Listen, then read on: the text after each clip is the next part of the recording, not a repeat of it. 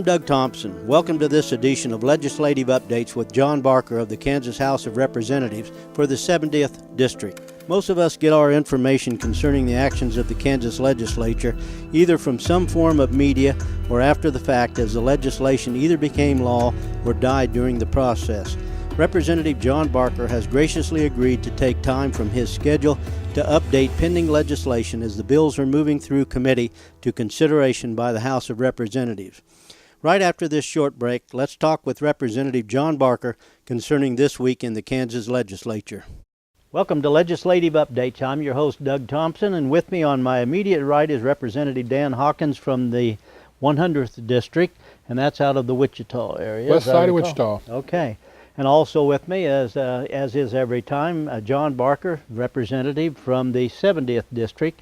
And John, that would be in the area that we're now in. Of course, we're in Chapman, Abilene area, and more. Right, Dickinson County, Northern Marion County, one township in Clay County. Yeah. Well, thank you guys for being here. I know you're on your way back. Both of you are on your way back from legislative sessions in Topeka. So, John, let me begin with you. Update me. Update all of us. Well, since the last time we spoke, we were out of session from the 24th to the 5th of March. It's called Turnaround. I believe we talked about Turnaround at our last taping. And since then, we've been back since Monday. We've had a fairly productive committee meetings. We ran only one bill on the floor of the House. But next week's going to be exciting. We've got a number of bills that we'll be running, but also I've got the Abilene 4A state champions in wrestling that's going to, I've sponsored a resolution to honor that group. They'll be on the floor of the House on the 15th, Wednesday at 11 o'clock in the morning. So folks, you can listen to that if you go to the legislative website, and you'll be able to listen to the presentation. We have the championship team along with their coaches, their managers, and I believe the school superintendent, Denise Guy, will be there. So that's excellent. exciting. Excellent. You know, in that particular program over the years, of course, Abilene has won it before, but what was really unique about this one, and of course you know this because this is your district and you know most of those people that are involved in it, but what is really unique about it is it takes years and years to build a wrestling program where you have kids starting in that 6, 7 years of age and going right on up through the school district and the commitment that they have to make. And in this case, I think Abilene had one champion. And so it came from the rest of the team, so it was truly a team effort that garnered the points to win it. All the team members placed, but you're correct, only one had the number one or the championship.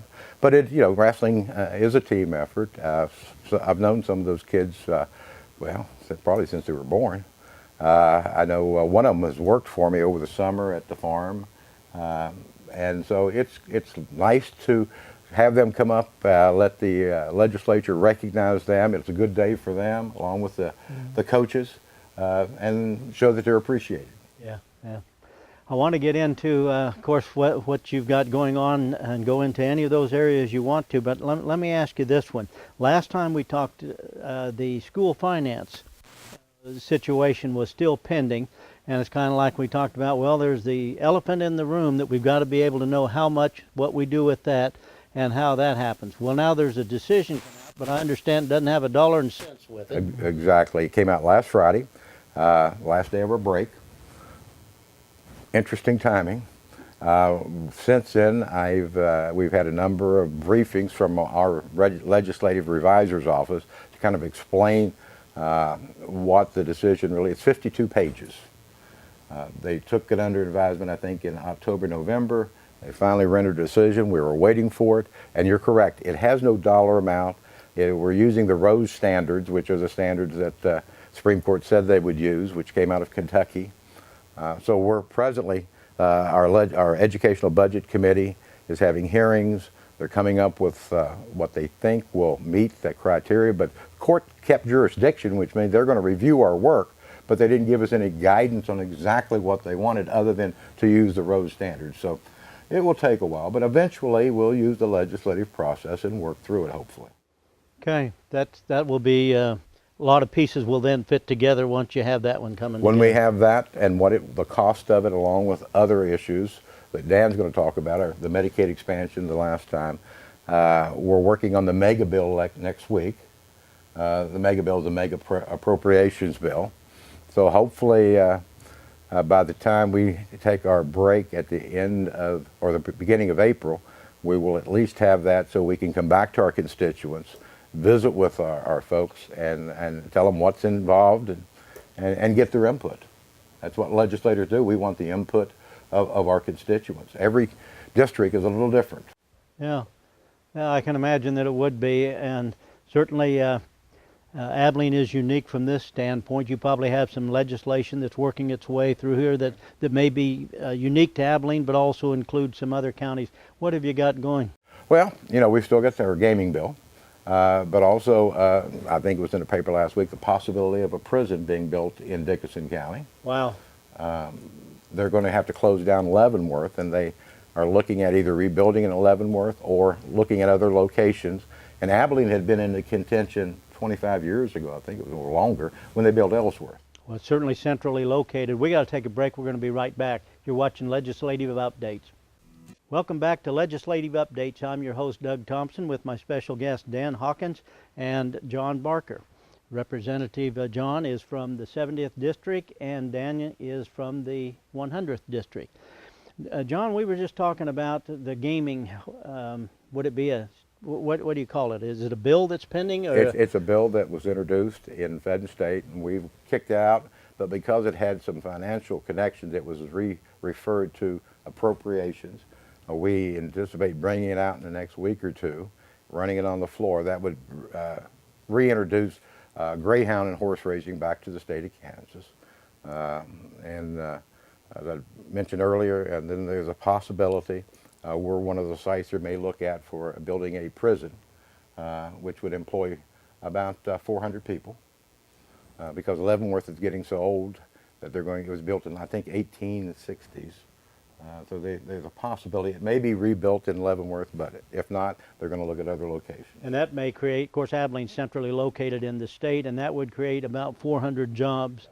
What would the gaming, if the gaming bill becomes law, what's the economic impact of that to this area? Statewide, it's 4,500 jobs. But if Dickinson County went back to the 93 level, which was when we had dog and horse racing, it could increase 400 jobs. Man, that's a lot. That is. Dan, tell me, what committees are you on right now? Doug, I'm on the Health and Human Services Committee. I chair that committee. I'm on insurance, financial institutions, and tax.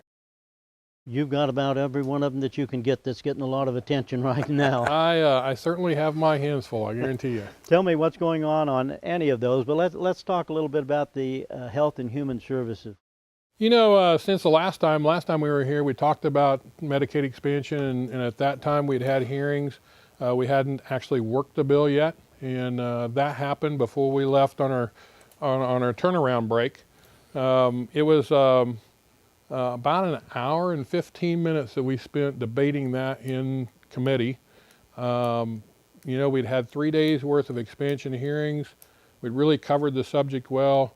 The debate was a lively debate. It was really a full debate, and in the end, with a 9-8 vote, we tabled the bill.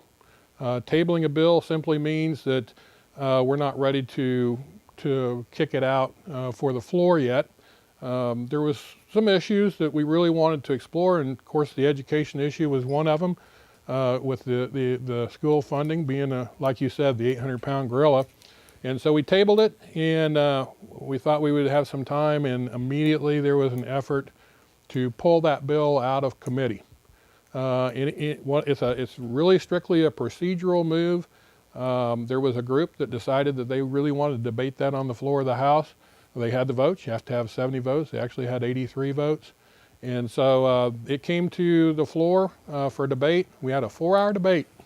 And during that debate, we really covered the whole issue in a very condensed format. And in the end, it did pass the House the first time, 83 with 83 votes, and then on a final action, it was 81-44. So it did pass out of the House. It's sitting in the Senate now. I believe this next week we'll see the Senate Public Health and Welfare Committee take that issue up. They'll debate it. I'm hoping that they will make their decision rather quickly and get it to their floor. If it's going to pass, get it to the governor and let the governor decide what he's going to do. And then depending on that action, we can decide on further action in the House and the Senate as it might be. But Dan, the federal government is actively involved in this now.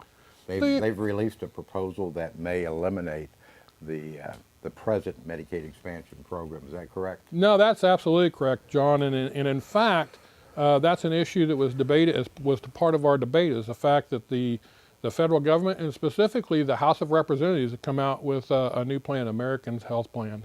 And originally it was called A Better Way, and they've changed the name now to America's Health Plan. It fundamentally changes Medicaid. So what that's going to do is it's going to really cease the expansion of Medicaid, and in fact, it will change the funding of Medicaid to either a block grant or possibly a per capita type fee per person that's on Medicaid. And what that really does to us is it shifts a lot of costs from the federal government to us. And so as this happens, we're going to see the states be forced to take on more and more of the cost.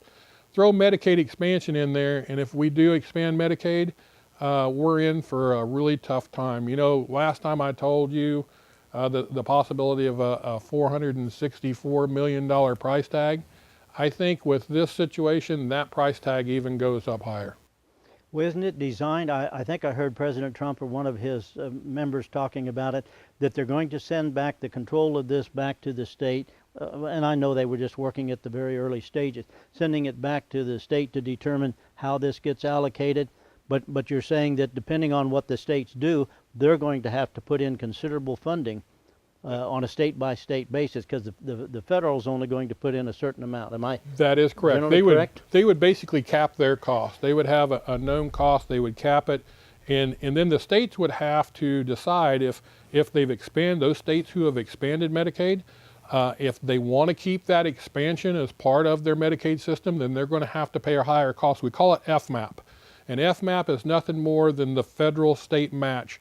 Currently in the state of Kansas, our present Medicaid population, the federal government pays 55% of that cost. We pay 45%. And so in the whole premise behind Medicaid expansion was that the federal government would, in 2020, have a 90-10 match. They would pay 90%, we would pay 10%. This would shift that cost to us at a 45% level, which really increases our cost. They understand that Medicaid is a system that is really increasing cost exponentially as healthcare cost goes up. Just like the states, there's limited funds in the federal government, and they have to figure out what their budget priority is going to be. And so they're being forced to look at this, and right now there is certainly a huge difference between the U.S. House of Representatives and the Senate. The Senate is really kind of balking at this whole thing, but the House of Representatives is pushing forward. Well, we got to cut away and take a break. Obviously, we got to pay some bills. So stay tuned. Welcome back to Legislative Updates. I'm your host, Doug Thompson, with my special guest, Dan Hawkins, and also my regular guest, John Barker. And Dan's from the 100th District, and of course, John Barker's from the 70th District. And John's working on his third term. And John, we were talking while we were off on break for a second, and I asked you about what are you working on? You said you're working on amusement park, is it legislation? Legislation. Many of the viewers would remember last year we had a tragedy up in Olathe, Kansas City area with a young man at Slitterbond. Yeah. We're looking at legislation now, and I've had our legislative do research from a number of different states, and we looked at our legislation is lacking, our present law is lacking. So I've been working on legislation to create some safeguards and inspections of not only the stationary ones like Slitterbomb, but also the mobile units, the ones that sit up every week, like at the county fairs, so that we have inspections to ensure that, especially on kiddie rides, that they're safe, that they've been inspected, and that they have a certain amount of insurance. Right now we have minimum liability insurance on those type of things, so we need to increase that. We also put a requirement for reporting of accidents, where they have a short period of time to report every accident or injury to the Department of Labor, and they can't reopen that ride until someone has inspected it. So that'll be I've already introduced the bill.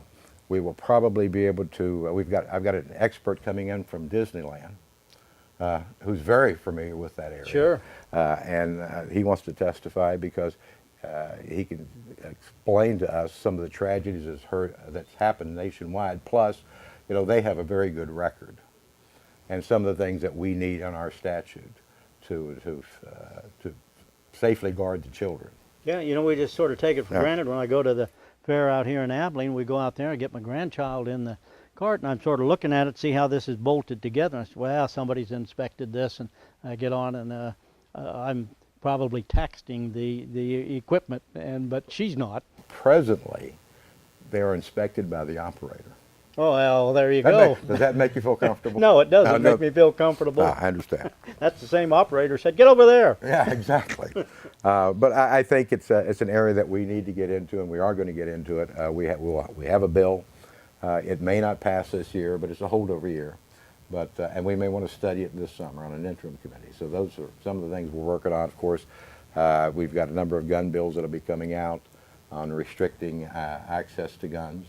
I suspect that may come out in a week or so.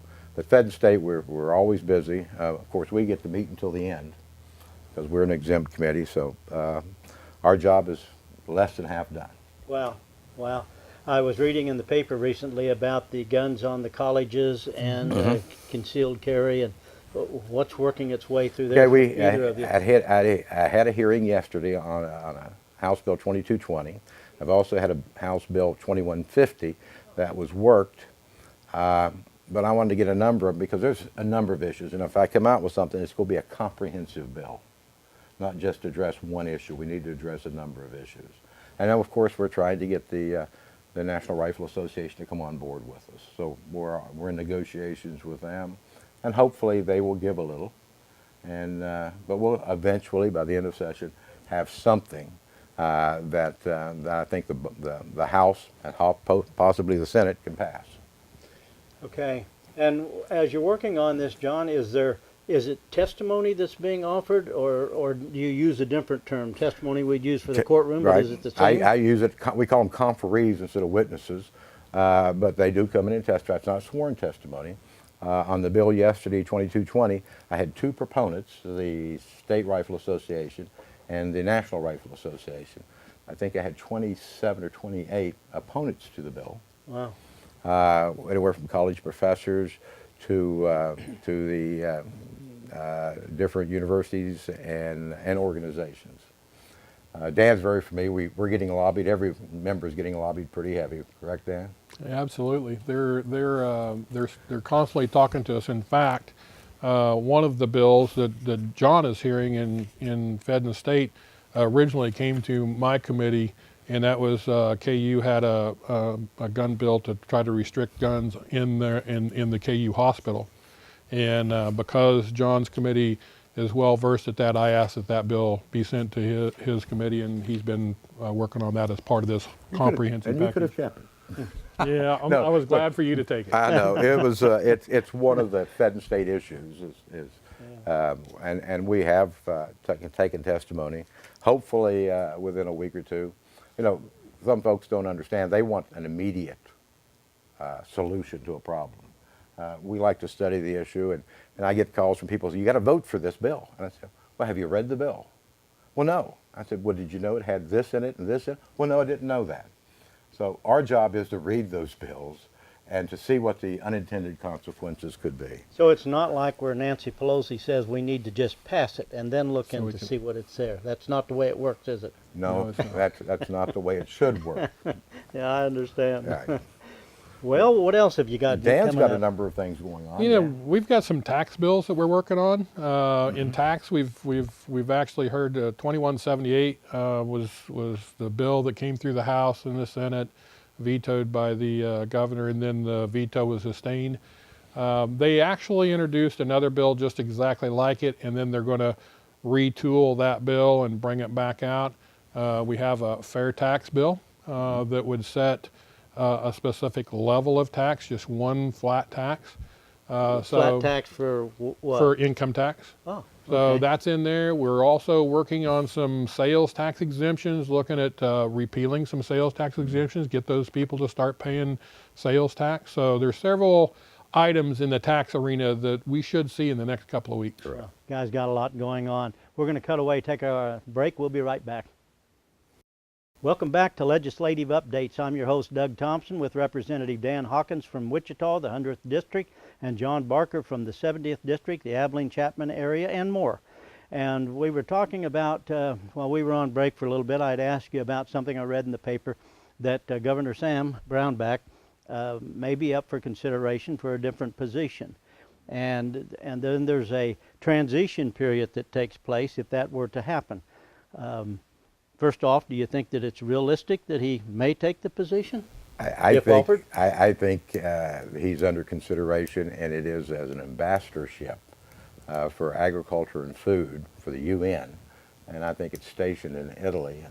I'm upset that they should, he doesn't speak Italian, I do. Yeah, we did a segment before. I should be the ambassador living in Italy. However, I don't think that's going to happen. They're not going to make the call to me. But I know Dan is very close to the lieutenant governor, and he may have some inside knowledge, maybe not. Dan?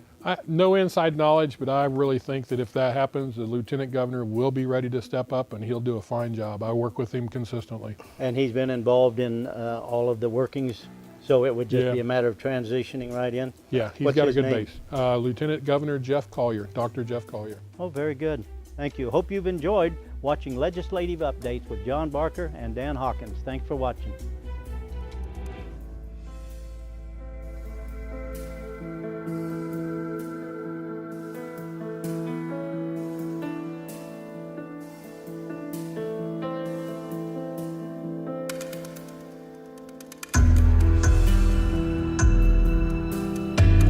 Hope you have enjoyed this segment of Legislative Updates with John Barker. I'm Doug Thompson with special guest John Barker.